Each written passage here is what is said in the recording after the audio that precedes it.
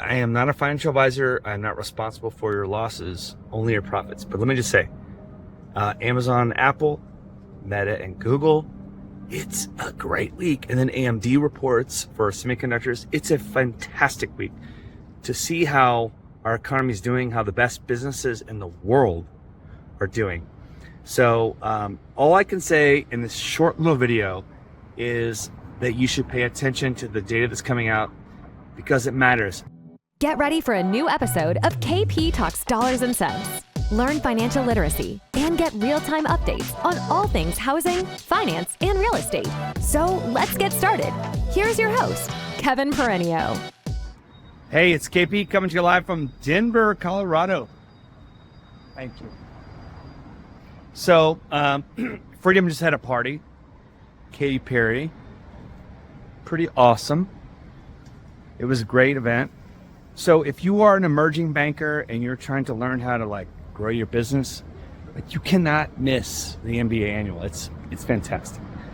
And as a co-chair of the Independent Mortgage Banker, executive committee, me and Jason Stenger, the chief operations officer from Movement, we have a great event coming up in Austin in January. So you've got to be there if you're not here. So let me just say, it's a big week. It's a big news week. It's Monday night. There's not a lot going on. My Cowboys lost last night. I didn't see much of it. A lot of dinners, a lot of meetings. I'm learning about, AI and this and that. The NBA put out their latest projections. 4% unemployment, 4% 10-year. They're projecting 2 more 25 basis point cuts by the Fed. It's pretty awesome. So just great data. Mohamed Al-Aaron spoke this morning, and he's on CNBC and Bloomberg all the time.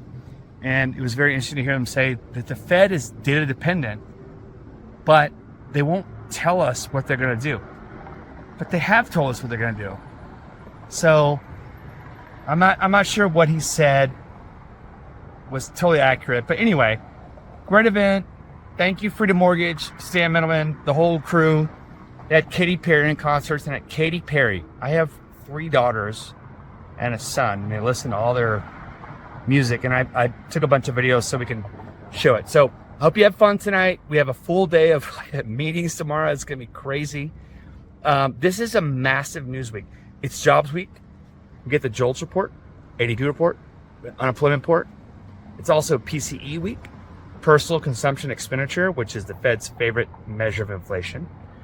And it's trending down. And so we're going to get some more trending. See that flag back there? Old Glory. And we also have earnings week going on. It's like one of the biggest earnings week. I am not a financial advisor. I'm not responsible for your losses, only your profits. But let me just say, Amazon, Apple, Meta, and Google, it's a great week. And then AMD reports for semiconductors. It's a fantastic week to see how our economy is doing, how the best businesses in the world are doing. So all I can say in this short little video is that you should pay attention to the data that's coming out because it matters. The 10-year Treasury is up around 427. But October, historically, like in 2023 and 2022, has been a month where the Bondanistas have demanded higher yield. And there's a lot going on, and that does impact our rates. But smoother waters are ahead. I think this is our peak for rates this month in this little short part of the cycle. And just remember, everything does not go in a straight line. We have a phenomenal, that was the guy with the Avalanche jersey on. They play the Blackhawks tonight. We have a phenomenal liquidity pool and cap markets here in America, and that matters for us because we buy and sell money. Remember that, we buy and sell money. So I just want to say thank you to everybody that was out here tonight from our industry. Gosh, you've got to get out here next year. It's in Las Vegas. I heard it's at Caesars Resort. It's going to be great. And let me just say, we have a lot to talk about. I can talk about credit card debt and auto loan debt and, student loan debt and getting all that. And, if you're a bull or a bear and whatever your bias is, your bias, there's enough for everybody. But at the end of the day, we are the best economy in the world. We have the most liquid capital markets in the world, and we are going to continue to crush. And our workforce is young, and 140,000 jobs created is the projection on Friday, and it's a big report. I have another video coming out on Thursday, and let's just have fun. Let's look at the data like everybody else. And thank you to everybody that came up to me the last couple days saying they like these videos. I apologize in advance for not doing a better job tonight, but my takeaway was I'm sorry for rambling for 10 minutes, and thank you for the compliments on my videos, and I'm going to do a better job of trying to be under 10 minutes. So here we go. Have a great night from Denver. Cheers. Hey, it's KP coming to you live from Newport Beach.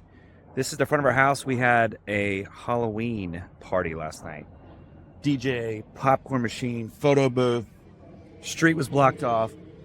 I got home from NBA and there was snow in my yard on the ground.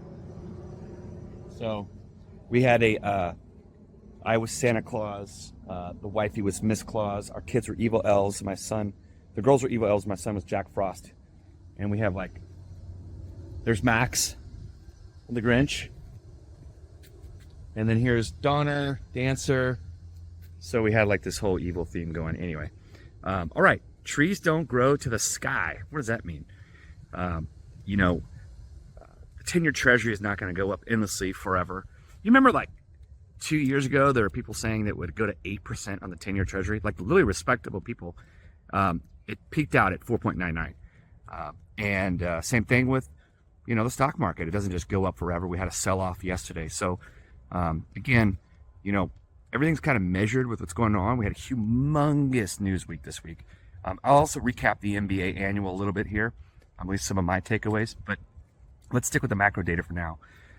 Okay, jobs is the most important thing out there.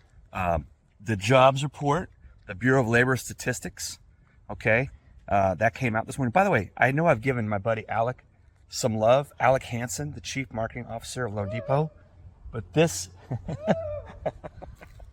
this is the full experience.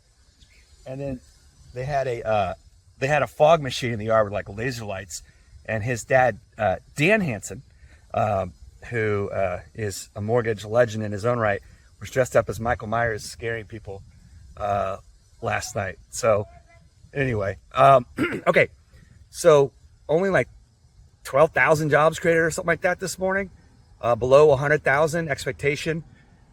So the media was kind of blaming Hurricane Milton and Helene and all the Boeing machinist job layoffs that were out there. They were basically saying that was the reason. But it's more than just that, because the prior 2 months were revised as well. And if you look at, the second half of this year, our average job creation per month is 105,000 a month. That's the right house. It's my buddy Gavin. His daddy works for us at PRMG. And look at this yard. Our neighbors here. Leeward Asylum. That's our street. Anyway, see you again. 150,000 jobs are required to be created each month just to keep up with population growth. So this was a miserable failure. Now, what was kind of concerning is the wage inflation pressure was, wage inflation went up, wage growth by 0.4%, 4% annualized. So if you look at where we are from an inflation standpoint, the personal consumption expenditure came out this week. The core PCE only went up 0.3% for 2.7% annualized. So the wage price inflation spiral is going to be part of the conversation again. It's something that the Fed always talks about, the bond market talks about. Obviously, labor growth and demand is the most pressing thing right now for what the Fed's focus is to decide what to do with rates. We have a Fed meeting next week. There is no dot plot. The meeting will be Wednesday, Thursday as usual, and then we have an election. So, literally every country in the world besides ours has results that night. You get the ballots, you count them, here's the number. That's it, period, end of story.